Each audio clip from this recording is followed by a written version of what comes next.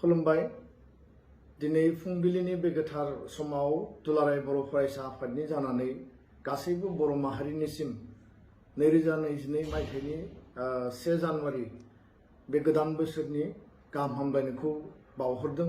लोगोसेयैनो मागो दमासिबो फैगासिनो दङ आरो बे मागो दमासिनि थाखायबो गासै बर' सुबुं माहारिनो गाहाम हामलायनायखौ बावहरदों। मिजिंथियो 2021 मायथाइ आरो 2020 मायथाइयाव सुबुं माहारिया कोविड महामारिनि थासारिजों साग्लोबजानानै जों गोबां मोगा-मोगि जानो गोनां जाबाय।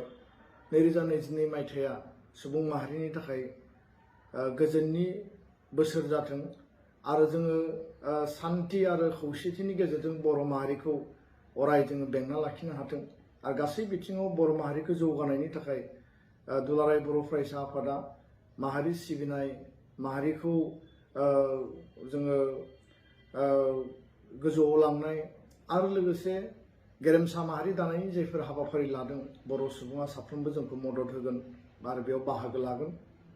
सोलोंथाइ आरो रांखान्थि बिथिङाव जौगानायनि थाखाय गोबां हाबा मावनो गोनां दङ आरो बे बिथिंफोरखौबो मावनायनि बेलायाव गुनगोनां सोलोंथाइ, गोग्गो सोलोंथाइ आरो साफ्रोमबो मोनफ्रोमबो न'खरनि रांखान्थि अबस्थाया थासारिया जाहाथे जौगानो हायो बेनि थाखाय गासै बिथांखिफोरखौ लानानै मोनसे रिभलिउसन जोङो लाबोफिननांगोन आरो बे बिथिङावबो दुलाराय बर' फरायसा आफादा हाबा मावगासिनो दङ।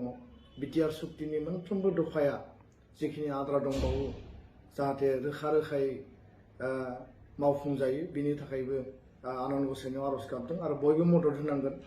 आरो आङो जोबनायाव साफ्रोमखौबो फिन खेबसेबाव गोदान बोसोर 2022 मायथाइनि फिन गोसो गोरबोनि दुलाराय बर' फरायसा आफादनि जानानै हामलायनायखौ आं बावहरफिनबाय।